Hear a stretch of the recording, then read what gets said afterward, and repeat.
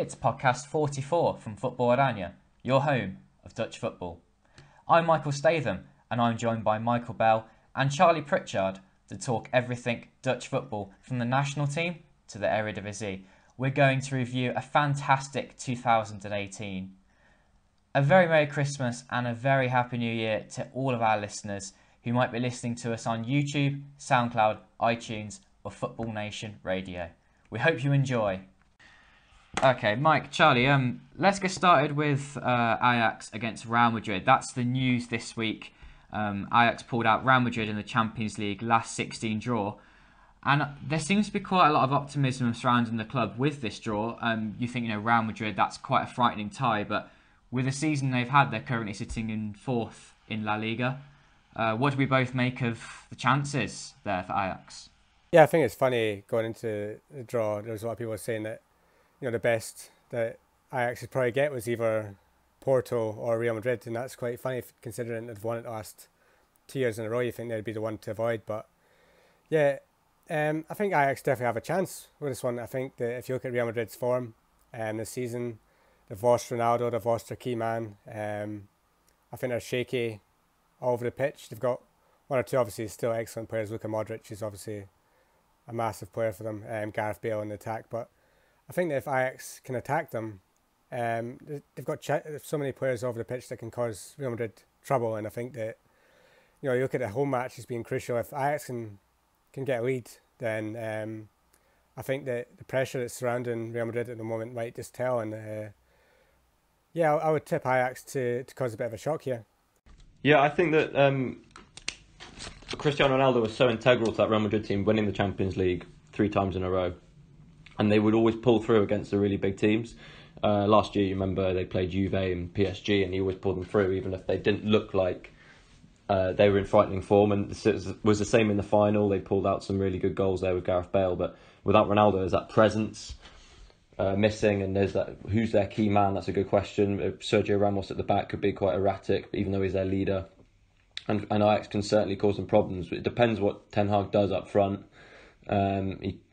He could put in Dolberg, but Ziyech and Tadic out wide, coming back into form now, looking really frightening. And obviously that midfield battle will be really interesting. And I think Ajax probably need to win in Amsterdam to have a chance.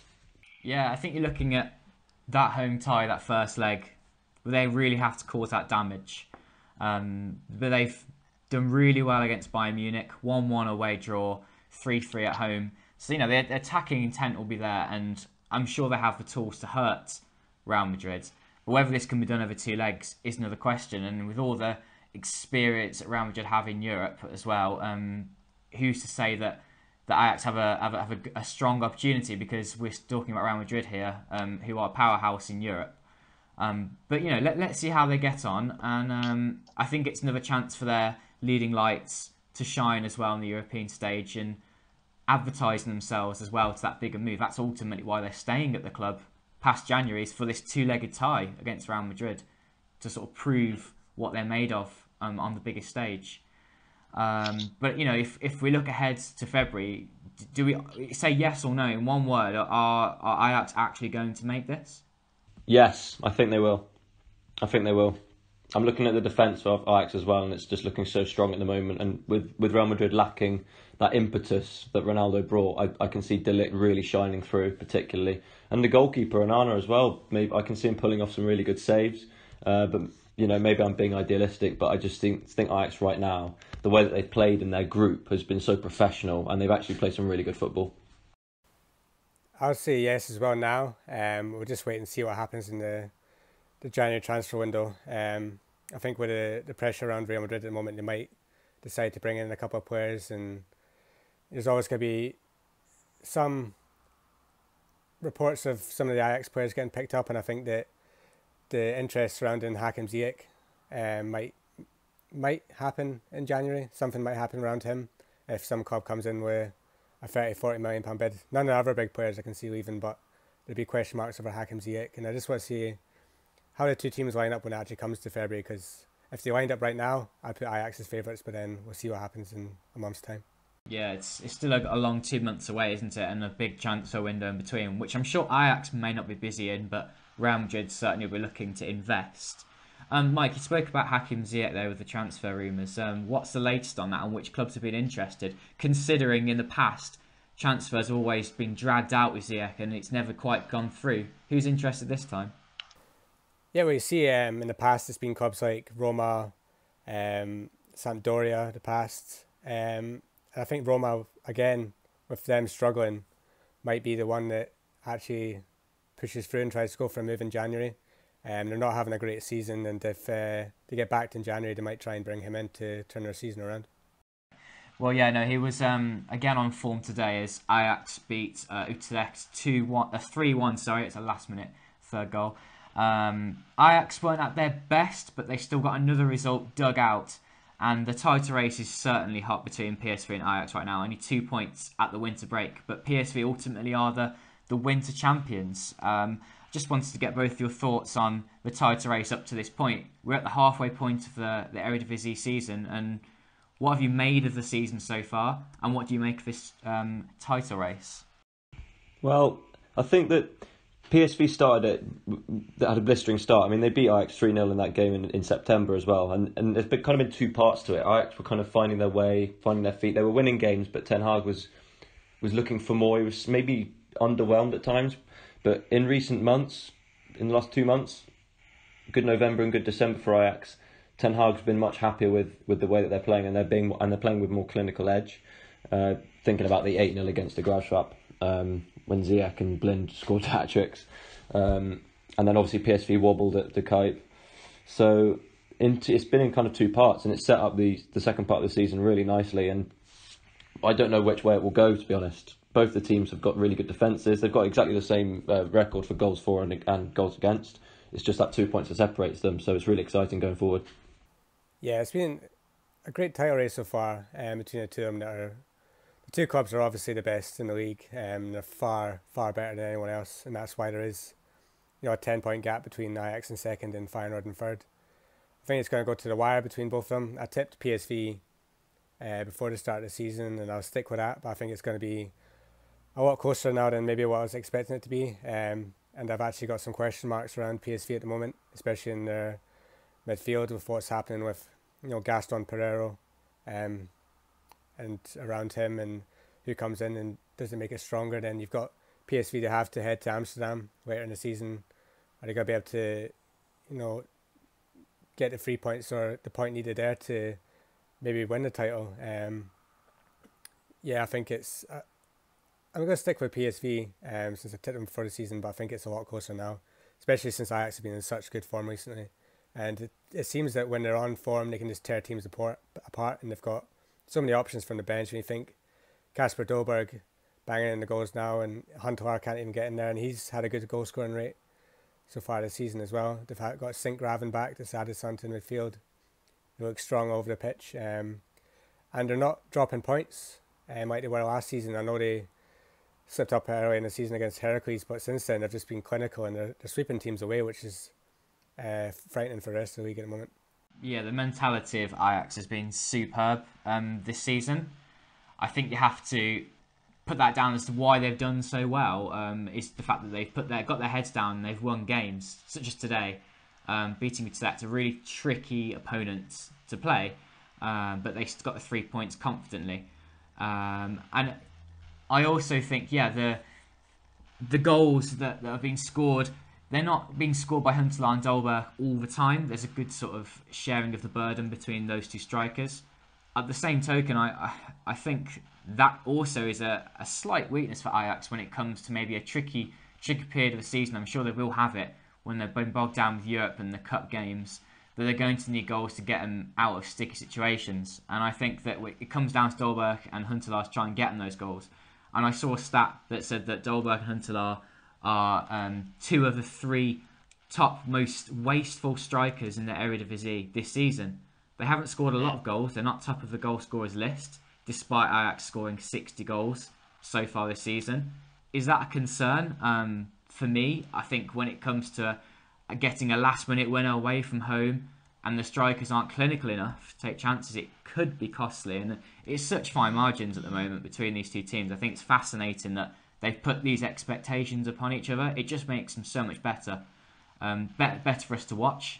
but also better for those teams to try and improve further, and it also makes them more competitive in Europe because of that. But yeah, no, we're sort of both sides of the fence here, Mike. You're PSV and I'm Ajax. Not supporting, but a team we think will win the Eredivisie. James also is tipping Ajax, but Charlie, you're new to the podcast, of course. We've rotated with James. You've been substituted for today. We want to get your opinion on who you think will win the Eredivisie. Has it changed from the start of the season? Yeah, well, at the start of the season I thought PSV. I've seen PSV live as well this season. I was really impressed with them, albeit against a 10-man and poor Herenveen side. But I've been so impressed with Ajax in recent weeks, so it's really hard to call this one. But I'm going to stick with PSV. I'm enjoying the width that Dumfries and Angelino provide, and they've got Luke de Jong firing in the goal, so maybe it's that striker element which is separating the two teams at the moment. And obviously Lozano and Bergwijn aren't exactly out of form. They're playing really well. It's just that midfield, I think, that Ajax are more superior. But having said that, we'll talk about later Pablo Rosario in that midfield for PSV, been a really good young player. And they don't have the distraction of European football, so I'm going to stick with PSV, yeah. Okay, so two of our writers sitting on either side of the fence there, really fascinating. I should just clarify, by the way, James is currently on holiday in Spain, hence why he couldn't make today's podcast. But Charlie, so far you're doing a fine job. Oh, thank you very much, Michael. Let's look ahead to 2019 then. So far we've had many great players emerging for Eredivisie, as they always do. Fascinating young players to watch too. Let's get your opinions then on who you think's had a fantastic 2018 and a good first half to the season. I suspect from both of you it might be from a player from PSV or Ajax, but let's just get your opinions on that. Who do you think's been the best player to watch so far this season in the league? Player of the season so far, I've had to go with honourable mention to Luke de Jong. I think he's been exceptional, but I've gone for Hakim Ziyech in Ajax. I think when he's not in the Ajax side, they miss something greatly. You said earlier on that Ajax might struggle if they don't have that person to pop up with last minute goals, and I think Ziyech and Tadic have been the ones to do that this season. I think Ziyech's the one that's carrying this Ajax side to that little bit of extra quality. 10 goals and 6 assists so far. And I think if they can keep him past January, they're doing excellent. I just don't know what the rest of Europe are waiting for. I mean, this is an exceptional player at the top of his game. You saw him impress at the World Cup, and he keeps doing it this season. And even in Europe in the Champions League, he's been excellent. So it's great that we get to see him week in, week out in the Eredivisie before he goes off to a bigger club eventually. But I think he's been the star of the show so far for me. Yeah, Mike, I agree. I think with Ziyech, there's just such an element of surprise. He can change that pace, he can come onto his left foot, and he can just be devastating. And then he was out injured for a few game weeks, and since he came back, he's just been explosive and he's been brilliant. But if we're going to go left field, looking down the table, I was crunching the numbers with Fran Sol and El Kayate of ADO Den Haag as well. And with Nasser El Kayate of ADO, he scored 14 of their 23 goals in the Eredivisie this season. They'd be rock bottom if it wasn't for his goals, and same with Fran Sol of Willem II. They'd be rock bottom without his goals. They've only scored 6 goals. 6 of their goals have been without him. So if you're looking at integral players and you're looking at them, and they're obviously at the top of the goal scoring charts, but it is hard to look beyond the likes of Ziyech and Tadic and de Jong, and even though he's been dipped in recent weeks, Chucky Lozano at PSV, but it's so hard to look past Ajax and PSV players. Yeah, okay, that is a good shout. He has been influential for ADO Den Haag. 5 goals been first goal scored as well in the match. But yeah, I wonder if he could make it a top 3 club. He spoke this week about moving to a bigger club and whether or not he can make it. I think he wants that move now. He's 30 years old, only just now coming into the prime of his career. Charlie, do you think he can make it at a bigger club, abroad or in the Eredivisie? Yeah, well, it's a risky one, isn't it? You just mentioned his age, and he said after the game just now, he scored 2 goals in that home draw against Feyenoord and Toul.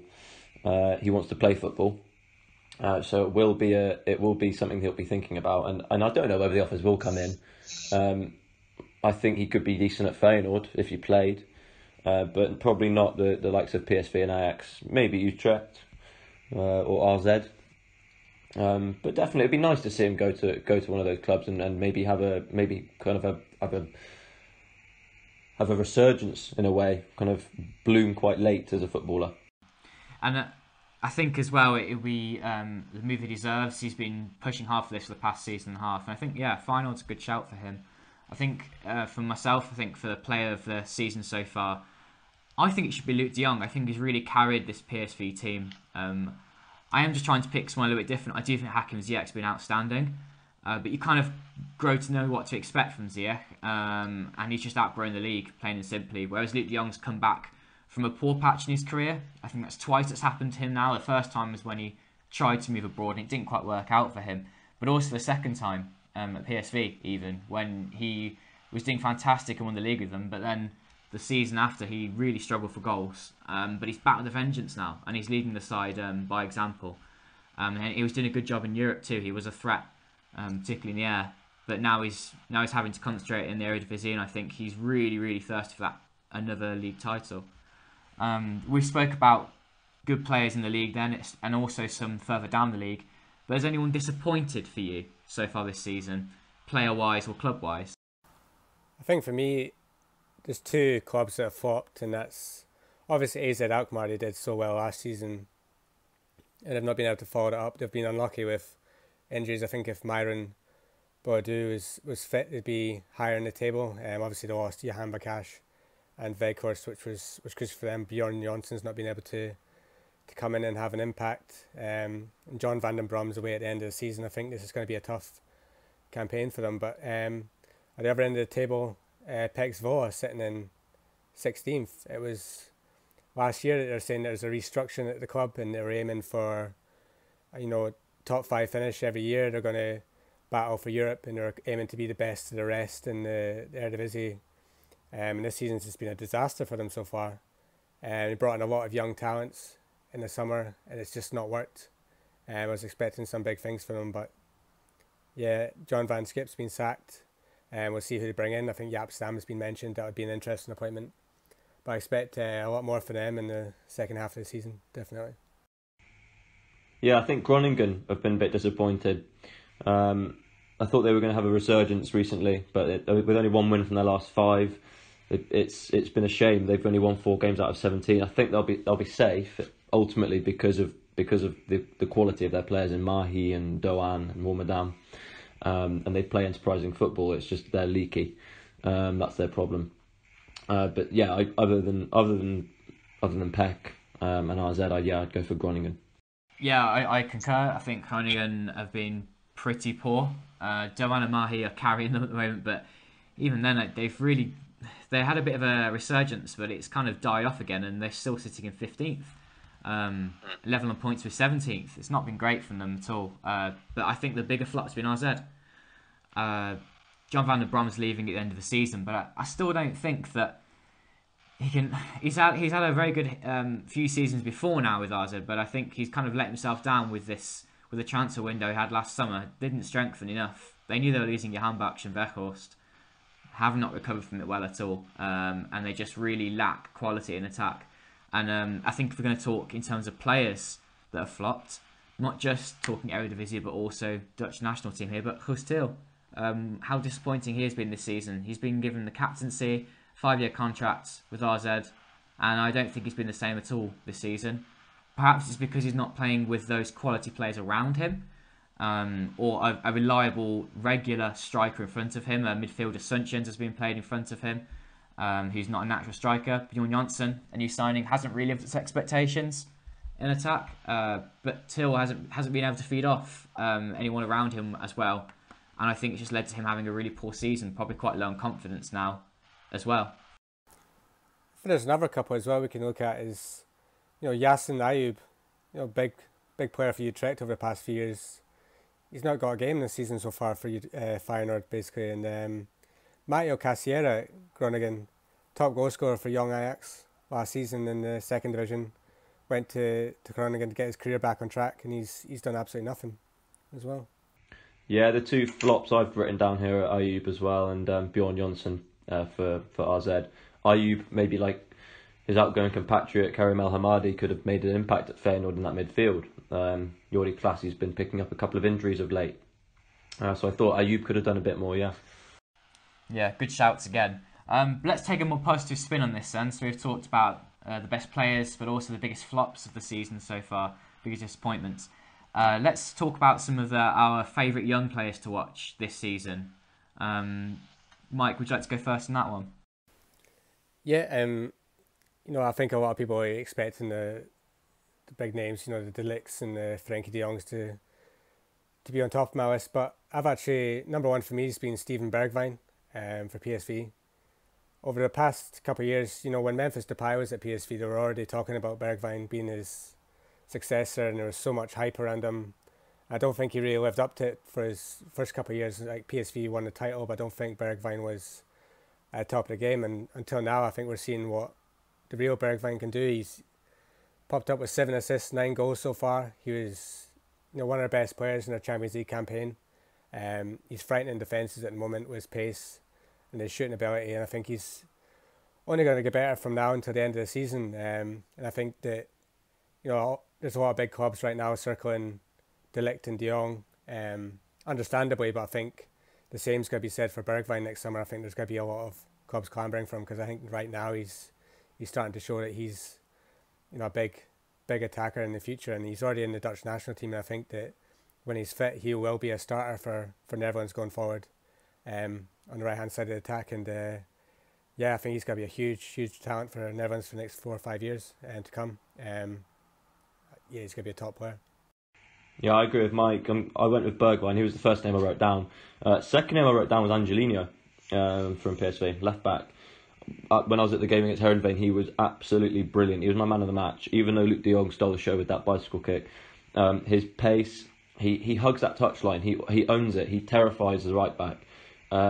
He receives the ball from the other side, and he just controls it. He comes inside, and he just has a good repertoire. Other than De Jong and De Ligt, Donny van der Beek deserves a mention in recent weeks. He's been brilliant. Could be getting in that Dutch team. He should be pushing himself to do that. He's only 21. He was integral in that big 7-1 win away at Excelsior for Ajax, I think, at the beginning of the month. Ritsu Doan, obviously, at Groningen, really top talent. He's got a lot of Japanese supporters coming over. Denzel Dumfries for PSV, right back. He's been brilliant. Also really good for the national team as well, which is really good to see. And it looks like he's going to be the nation's right back in years to come. Yeah, good list there.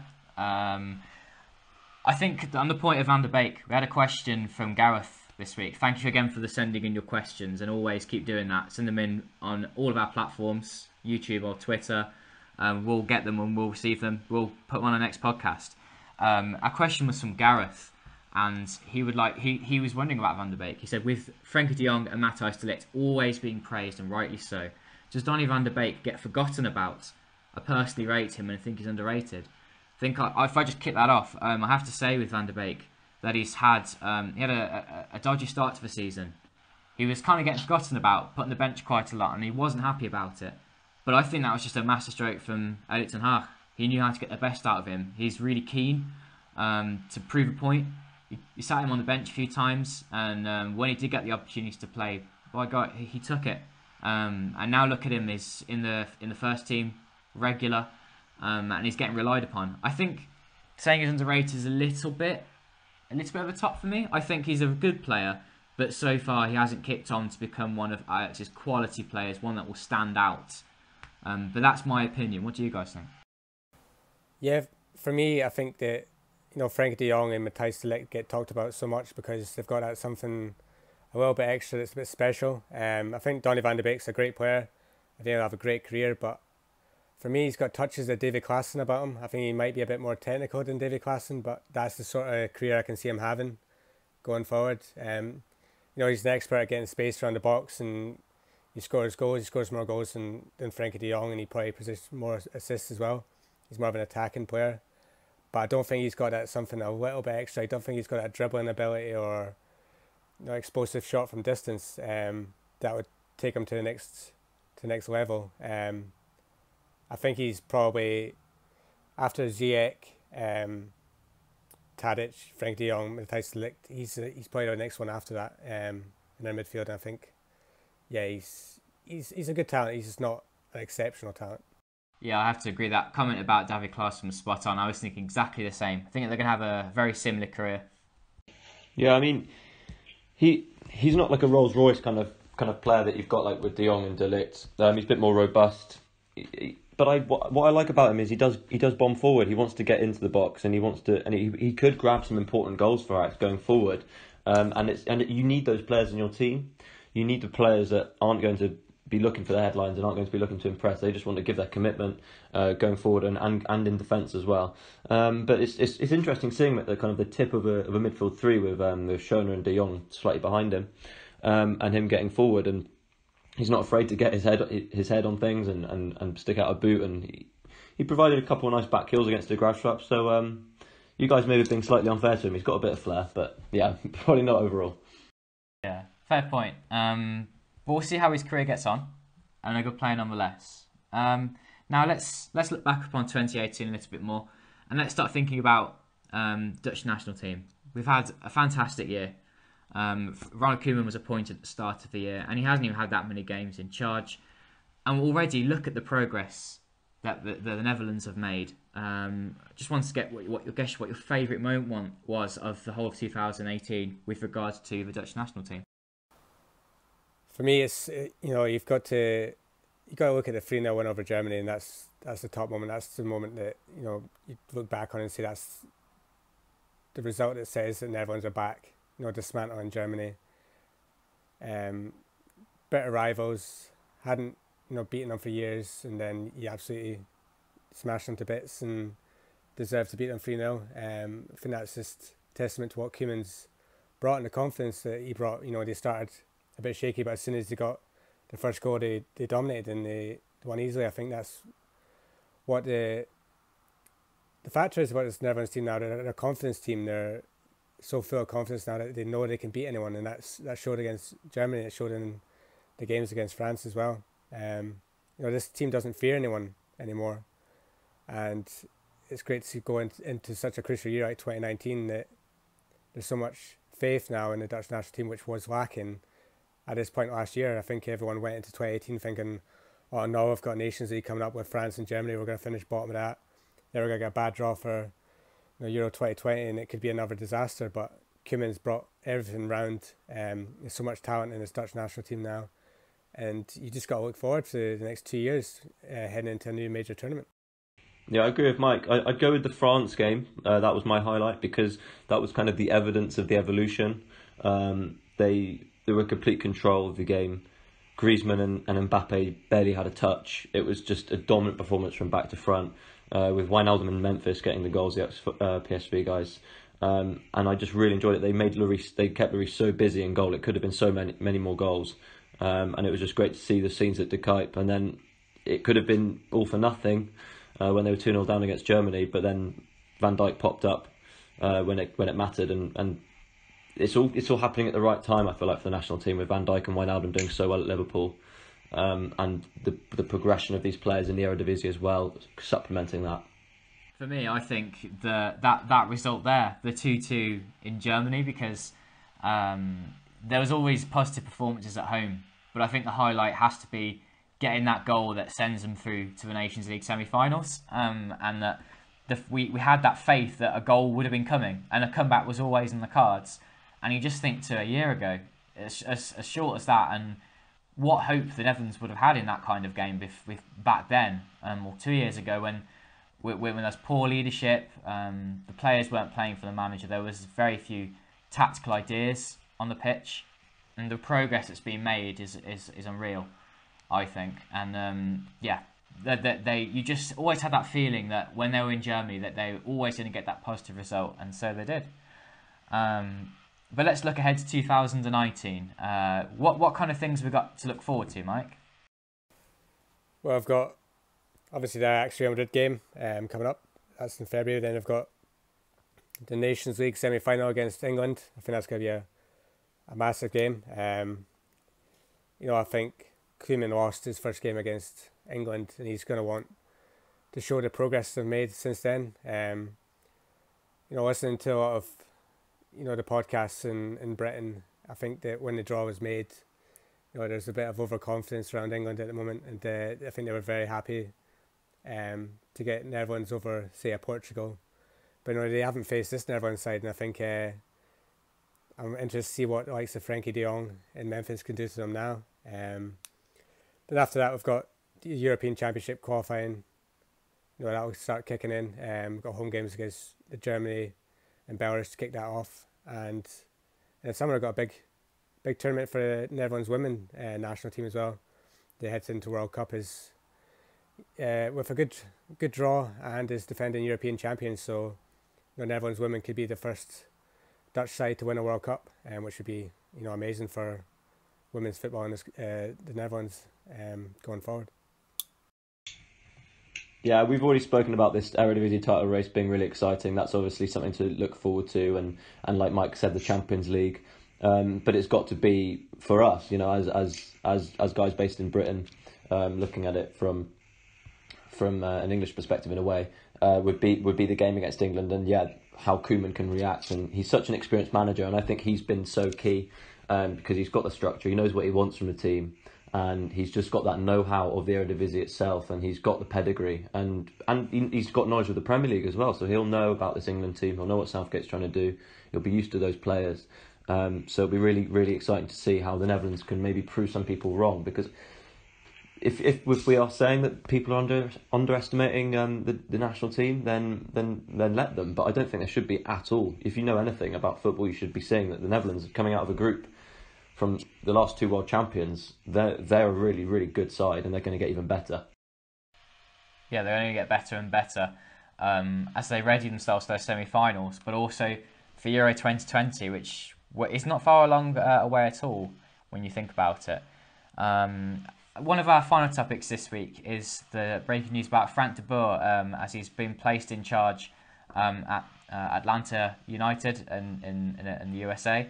Mike, I just want to get your thoughts on it, and is this a good move for De Boer in terms of his career, having seen the dodgy past few years he's had? Yeah, for me it was a bit of a shock to see that when the news broke that he was going to Atlanta, because it was all in one day that in the morning it broke that Anderlecht basically had a deal with him that fell through at the last minute. Then he came out saying that he was close to terms with a club. He was hoping it was going to get done. And then it was basically announced by a Dutch newspaper that it was Atlanta United in America, who are heading into the new season as defending MLS champions. And for me, I would just question what Frank de Boer, what he thinks he can improve on this side. If they're already MLS champions, what more can he achieve there? I know he can defend his title and then maybe earn his reputation back in America, but I think Anderlecht, the club in Belgium, they finished outside the champion spot for the past couple of years, losing it to Club Bruges. I think that would have been a bigger opportunity for him to prove himself again. I think that in the MLS, any side can basically win it every year, the way that the draft system works, and Atlanta United's best players are getting linked to moves elsewhere. I'm just curious to think why he chose this path for himself. He's always spoke about he's rejected moves in the past because he wants the right club after having such a disaster at Crystal Palace and Inter Milan. It just seems strange to me that he'd pick a club that, for me, can only really go down next year if they don't defend the championship. That's really it. And it could hurt his reputation even more if he doesn't do anything in the MLS.